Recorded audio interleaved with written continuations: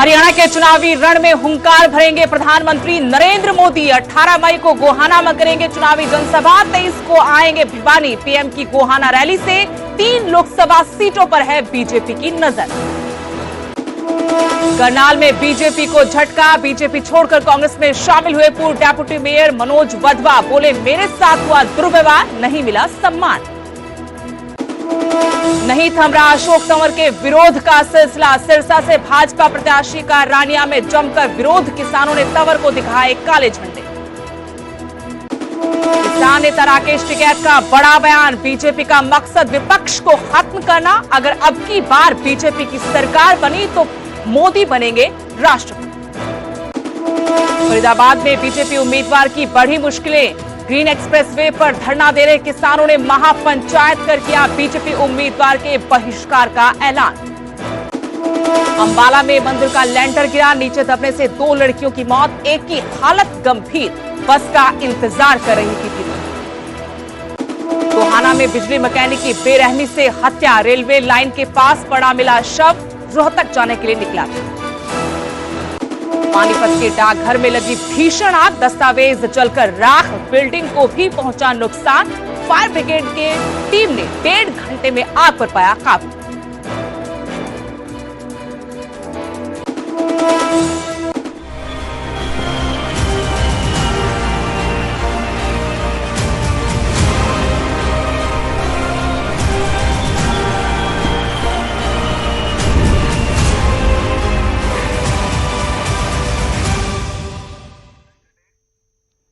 नमस्कार, स्वागत है आपका हरियाणा प्राइम में। आपके साथ मैं स्तेश नैन मोड़। सीधे आपको ले चलते हैं वाराणसी, जहां प्रधानमंत्री नरेंद्र मोदी का रोड शो हो रहा है। नामांकन से ठीक एक दिन पहले प्रधानमंत्री नरेंद्र मोदी रोड शो कर रहे। बड़ी तादाद में पार्टी के समर्थक कार्यकर्ता जुटे हुए हैं। कल प्रधानमंत्री नरेंद्र मोदी तीसरी बार वाराणसी से अपना नामांकन करेंगे, लेकिन उससे पहले शक्ति प्रदर्शन बीजेपी का। यूपी के मुख्यमंत्री योगी आदित्यनाथ भी इस रोड शो में प्रधानमंत्री नरेंद्र मोदी के साथ हैं।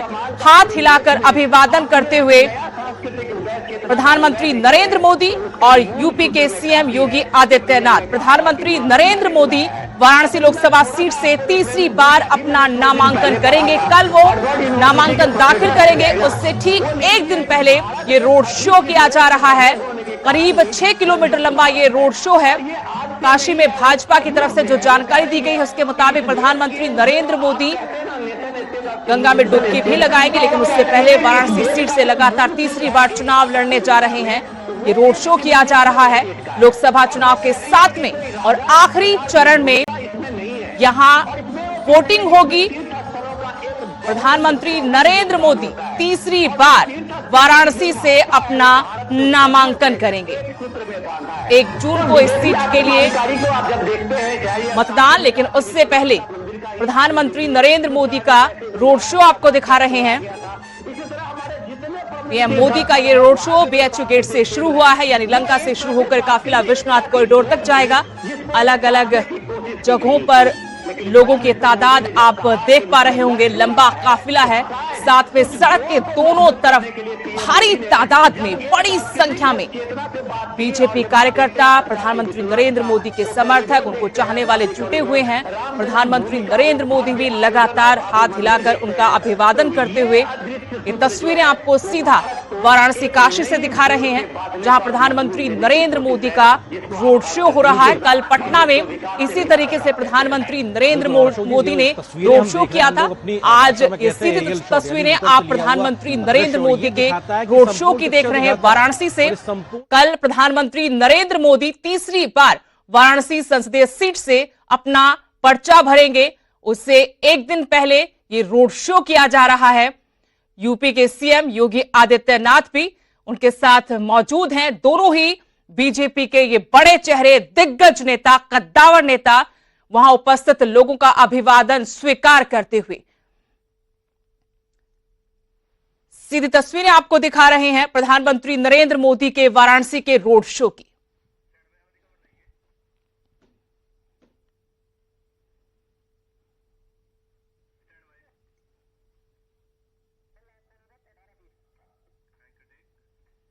अब रुख करते हैं हरियाणा की राजनीति से जुड़ी बड़ी खबरों का। आज नारनौंद अनाज मंडी में हिसार लोकसभा सीट से भाजपा उम्मीदवार रणजीत सिंह चौटाला के समर्थन में बीजेपी की विजय संकल्प रैली आयोजित की गई। रैली के आयोजक पूर्व वित्त मंत्री कैप्टन अभिमन्यु थे।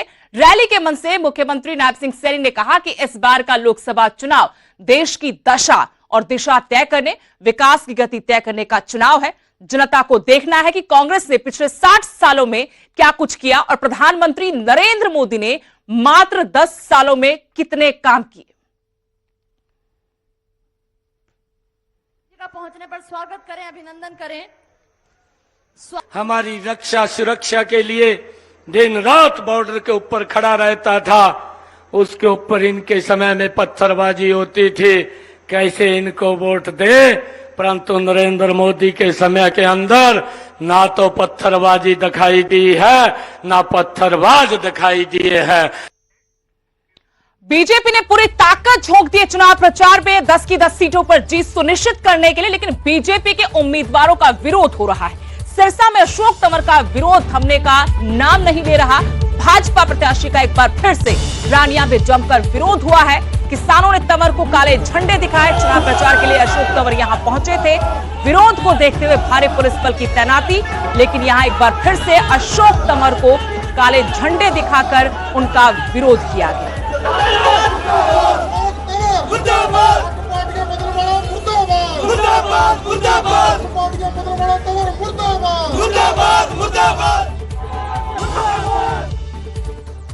तो चुनावी पारा बढ़ता जा रहा है। हरियाणा के चुनावी रण में प्रधानमंत्री नरेंद्र मोदी भी नजर आएंगे, हुंकार भरेंगे 18 मई को गोहाना में चुनावी जनसभा कर। गोहाना रैली के जरिए बीजेपी 3 लोकसभा सीटों पर नजरें गड़ाए हुए है। सोनीपत, रोहतक, करनाल सीट के लिए ये रैली आयोजित की जाएगी, जिसमें प्रधानमंत्री नरेंद्र मोदी चुनाव प्रचार करते नजर आएंगे। पार्टी के उम्मीदवारों के लिए चुनाव प्रचार करेंगे और आपको बता दें कई और दिग्गज भी इस रैली के मंच पर नजर आएंगे। सोनीपत, रोहतक, करनाल सीट पर बीजेपी ने पूरी ताकत लगा दी है। प्रतिष्ठा का सवाल, ये तीनों सीटें बीजेपी के लिए हरियाणा की राजनीति का अखाड़ा बन चुकी है। ये तीनों वीआईपी सीटें। दिग्गजों के चुनाव प्रचार से अब सियासी पारा चढ़ता जा रहा है। देखिए, हमारे लिए बहुत खुशी की बात है कि देश के यशस्वी प्रधानमंत्री नरेंद्र मोदी जी 18 तारीख को गोहाना में विजय संकल्प रैली को संबोधित करेंगे। इसके रिगार्डिंग भारतीय जनता पार्टी के सभी नेताओं, प्रशासन ने रैली स्थल का मुआयना किया है। कौन कौन पहुंचेगा, क्या टाइमिंग रहेगी? देखिए, अभी मैं आपको डिटेल दे देंगे, लेकिन हमारे देश के यशस्वी प्रधानमंत्री नरेंद्र मोदी जी, हमारे मुख्यमंत्री नायब सैनी जी, मनोहर लाल जी और भारतीय जनता पार्टी के सभी वरिष्ठ नेता पहुंचे। और भी प्रोग्राम रहने वाला है? नहीं, अभी यही रोड शो का भी प्रोग्राम नहीं, रोड शो का भी नहीं है। कोई ऐसी जानकारी आएगी हम आपसे साझा करेंगे। खबर करनाल से, जहां बीजेपी को झटका लगा है। बीजेपी छोड़कर कांग्रेस में शामिल हो गए हैं मनोज वधवा। करनाल से पूर्व डेप्यूटी मेयर है मनोज वधवा, जो बीजेपी पहले ही छोड़ चुके थे, लेकिन आज वो कांग्रेस में शामिल हो गए। दीपेंद्र सिंह हुड्डा ने उन्हें पार्टी में शामिल करवाया और इस दौरान वधवा ने बड़ा आरोप लगाया बीजेपी पर। वधवा पर ईडी की रेड हुई थी और इसके साथ उन्होंने आज जब कांग्रेस का हाथ थामा तो कहा कि मेरे साथ दुर्व्यवहार हुआ है और सम्मान पार्टी में नहीं मिला। इसके अलावा दीपेंद्र सिंह हुड्डा ने भी बीजेपी पर निशाना साधा, कहा कि बीजेपी की एजेंसियों ने इन्हें प्रताड़ित करने का काम किया। अब कांग्रेस में इन्हें पूरा मान सम्मान दिया जाएगा।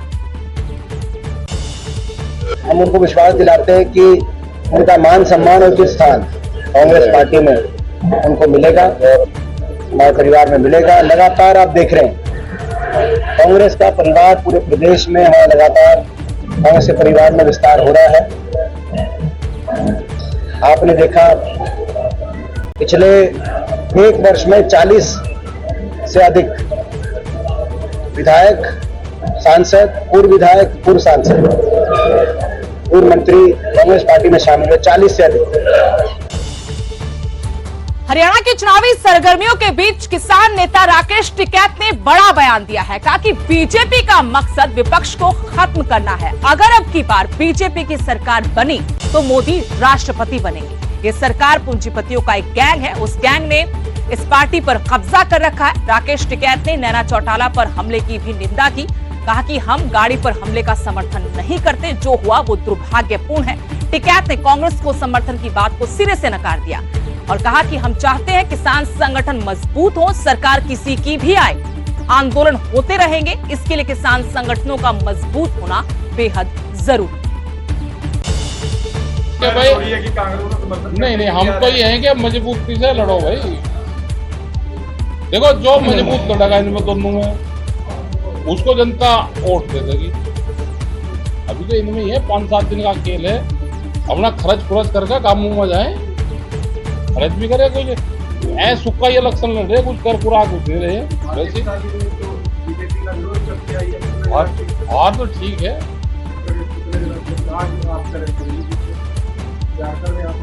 ठीक है, जनता जिताएगी ना, तो हम कहाँ कह रहे हो उसको छोड़कर। तो अभी तो दोनों है नहीं,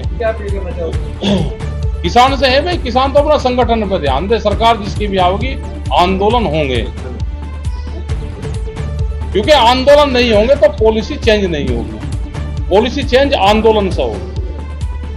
आपको लगता है कि मोदी अभी तो नहीं, लेकिन ये राष्ट्रपति बनेगा तो उसको बनाएगा। वन इलेक्शन की जो बात करी है कि एक बार ही इलेक्शन होगा, वो इनका ये है कि ये राष्ट्रपति उसमें बहुत से संविधान में संशोधन करेंगे।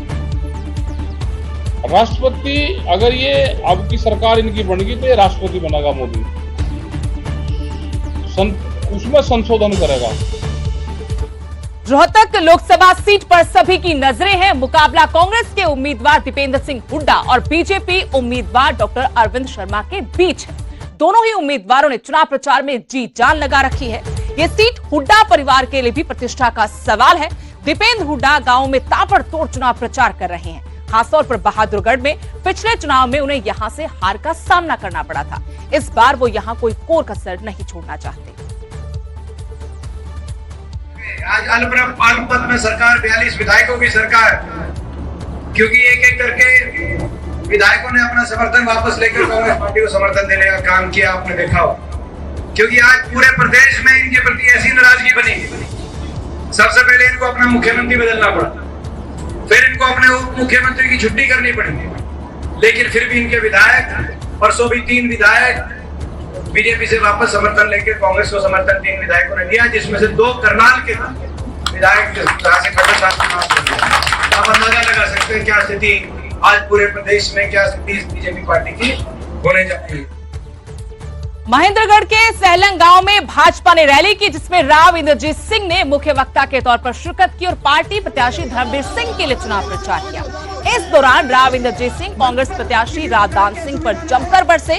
कहा कि रावदान सिंह को इस बार हराना है, उनका जो प्रभाव है वो सिर्फ महेंद्रगढ़ तक है। इस मौके पर भिवानी महेंद्रगढ़ से भाजपा के प्रत्याशी चौधरी धर्मवीर सिंह ने कहा कि हरियाणा में जब भी किसी पार्टी की सरकार बनती है तो राव इंद्रजीत सिंह की बदौलत बनती है।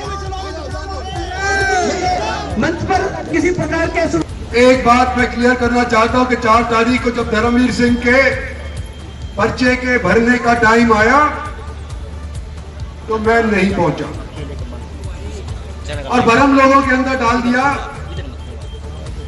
कि इंद्रजीत सिंह तो बिरादरीवाद के अंदर फंस गया और ये तो धर्मवीर को जिताना ही नहीं चाहता। आज ऐलानिया मैं कहता हूं कि ये इसलिए आया हूं कि धर्मवीर को जिताने के लिए आया हूं। किसी भी सूरत के अंदर आपके सहयोग के बिना धर्मवीर नहीं जीत सकता और मैं आपका अजीज हूं, साथियों, हम सफर रहा हूं। आपकी आवाज को मैंने बुलंद किया है। आज के दिन मैं आपको यूं कहता हूं कि अगर दान सिंह जीतता है तो वो चौधरी दीपेंद्र सिंह हुड्डा के साथ जाके मिल जाता है तो सारे राजी। हील की जाट से मीटिंग हो गई, बहुत बढ़िया बात। और अगर जाट मेरे साथ दे देता धर्मवीर भी तो धर्मवीर में जाट खड़ा है कि नहीं खड़ा, ये बताओ मेरे को। फरीदाबाद लोकसभा सीट पर भी चुनावी सरगर्मियां तेज हो गई हैं। मोहना में ग्रीन एक्सप्रेसवे पर पिछले 7 महीने से धरना प्रदर्शन कर रहे किसान अब चुनाव में किसानों की नाराजगी का खामियाजा भाजपा के उम्मीदवार कृष्णपाल गुर्जर को भुगतना पड़ सकता है। किसानों ने बीजेपी उम्मीदवार के विरोध में महापंचायत का आयोजन किया, जिसमें कृष्णपाल गुर्जर को वोट न देने और बहिष्कार करने का फैसला लिया गया। महापंचायत को लेकर आप क्या कहेंगे? आज की महापंचायत की सम्मानित सभा में ये हमारा निर्णय है कि इस बार कृष्णपाल गुर्जर को हमें भारी वोटों से हराना है और महीनों में जो कठोर अपमान हमारे सरकारी का उसने किया है पिछले 7 महीने से, उसको हमें जमीन से उखाड़ के फेंकना है। उनका जमीन से उखाड़ने का मकसद क्या है आपका? किस तरह से उखाड़ेंगे? जिस सम्मान के साथ और जिस ईमानदारी के साथ हमने उनको वोट दिया था, हमारे किसान भाइयों को उतना ही उसने अपमान किया। लाचार होकर वो किसान भाई हमारे अब धरने पे बैठे हुए 7 महीने से कोई भी कुछ नहीं है हमारे यहाँ पर। इस अपमान के बदले उसको धराशायी करना है। वहीं चरखी दादरी में किसानों ने ट्रैक्टर मार्च निकालकर केंद्र और प्रदेश सरकार के खिलाफ रोष जताया। किसान आंदोलन का गढ़ कहे जाने वाले चरखी दादरी के कस्बा बाढ़ड़ा में किसानों ने भीषण गर्मी के बीच करीब 3 दर्जन गांवों में ट्रैक्टर मार्च निकाला। इससे यहां का सियासी पारा बढ़ गया है। कई ट्रैक्टरों पर किसान आंदोलन, महिला पहलवानों, आशा वर्कर्स, सरपंचों के साथ पुलिस की बर्बरता के फ्लैग्स लगाए गए थे। ट्रैक्टर मार्च की अगुवाई किसान नेता राजू मान ने की। किसानों ने भिवानी महेंद्रगढ़ लोकसभा क्षेत्र में भाजपा और जजपा उम्मीदवारों के विरोध का ऐलान पहले ही कर दिया था। तरह से किसानों के साथ दुर्व्यवहार किया गया, बॉर्डर पे किले गाड़ी गई, कंक्रीट की दीवारें खड़ी की गई, किसानों पे बार बार लाठीचार्ज हुआ और उसके बाद जो हमारी देश की शान, हमारी जो बेटी पहलवान है, उसके साथ दिल्ली पुलिस ने जिस निर्दयता से जो व्यवहार किया और सड़क पे उनको घसीटा, उसको लेके बड़ा आक्रोश है। और इसके साथ चाहे वो आंगनबाड़ी वर्कर्स हो, आशा वर्कर्स हो, सरपंच हो या बाकी दूसरे कर्मचारी होंगे, ये जो सरकार है इसने किसी भी वर्ग को नहीं बख्शा। और यही वजह है कि आज एक बड़ा विरोध देखने को मिल रहा है। पूरे हल्के में आज ये किसान ट्रैक्टर मार्च निकाला जा रहा है, जो कि उस जो हमारी खाप की महापंचायत हुई थी उसमें ये फैसला लिया गया था कि इन सब जातियों के खिलाफ सरकार से बदला लेने का ये सही समय आ गया है। और इसलिए आज सारे किसान और मजदूर, व्यापारी, कर्मचारी सब लोग सड़कों पर उतर गए हैं। और ये जो लोकसभा चुनाव है इसमें इस सरकार को कड़ा जवाब। हरियाणा के पूर्व मुख्यमंत्री मनोहर लाल खट्टर ने आशंका जताई है कि कुछ गांव ऐसे हैं जहां पर बोगस पोलिंग होती है और इसको लेकर बकायदा इस बार बीजेपी ने चुनाव आयोग के सामने मामला उठाया है ताकि चुनाव के वक्त इस तरह की धांधली ना हो पाए। रोहतक के कलानौर में विजय संकल्प रैली को संबोधित करने पहुंचे मनोहर लाल ने कांग्रेस पार्टी पर जमकर निशाने साधे। कहा, कांग्रेस पार्टी झूठ की राजनीति करती है, लोगों को झूठे वादे कर सत्ता हथियाना चाहती है, लेकिन ऐसा नहीं होगा। पूर्व सीएम भूपेंद्र सिंह हुड्डा पर तीखा हमला करते हुए उन्होंने कहा कि उन्हें सिर्फ अपना परिवार नजर आता है। कुछ बूथ ऐसे होते हैं जहाँ दबंगई करने वाले लोग रहते हैं। हमने इस बार उन गांवों को चिन्हित करके चुनाव आयोग को बता दिया है। चुनाव आयोग आगे एडमिनिस्ट्रेशन की सहायता लेकर के, पुलिस की सहायता लेकर के, पैरामिलिट्री की सहायता लेकर के और हर पोलिंग बूथ की वो चिंता करेंगे। कोई पोलिंग बूथ पर और फर्जी वोटिंग ना हो पाए, इसका पूरा प्रबंध चुनाव आयोग। मैंने भी यही कहा है कि ये सीट अपने आप में महत्वपूर्ण है। इसलिए महत्वपूर्ण है कि पिछली बार 10 सीटें हार करके भी उनको गम 2 सीटों का हुआ था, 8 सीटें तो भूल ही गए थे। इस बार अपने गम को कम करने के लिए हर कोई चाहता मैं दुखी थोड़ा कम हूँ, तो उसने 2 के बजाय बाप बेटे में से एक को ही रखा, दूसरी छोड़ दी। और वो भी अपने परिवार के बाहर जाने वाला व्यक्ति नहीं है, क्योंकि परिवार को ही सब कुछ मानता है। अगर वो अपने समाज को, अपने पार्टी को मानता तो फिर और कुछ लोगों को एडजस्ट करता और लोगों को आगे बढ़ाता।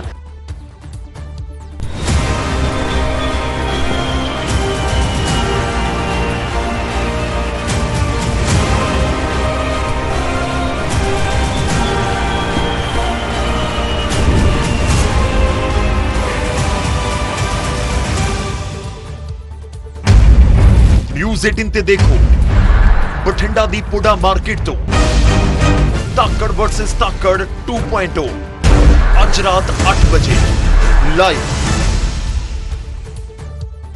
अब बड़ी खबर अंबाला से, जहां मंदिर का लेंटर गिरने से बड़ा हादसा हुआ। लेंटर के नीचे दबने से 2 युवतियों की मौत हुई है, जबकि एक की हालत गंभीर है, जिसे अस्पताल में भर्ती करवाया गया है।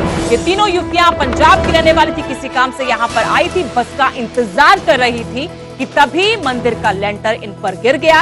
ये तीनों लड़कियां नीचे दब गई, जिसमें 2 की मौत हो गई, जबकि तीसरी लड़की की हालत काफी नाजुक है।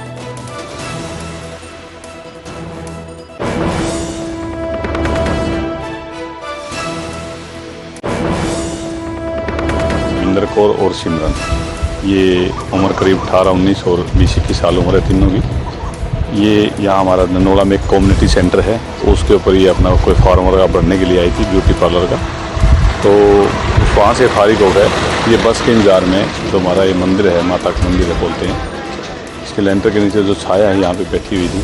तो अचानक 12:30 बजे ही जो मंदिर का ऊपर जो लेंटर था वो अचानक गिर गया और उसके अंदर मनीषा और जो परमिंदर कौर है, उन दोनों लड़कियों की बेचारियों की मौत हो गई है और जो सिमरनजीत कौर है वो इंजर्ड है। हरियाणा प्राइम में फिलहाल इतना ही। आप देखते रहिए न्यूज़ 18 पंजाब हरियाणा।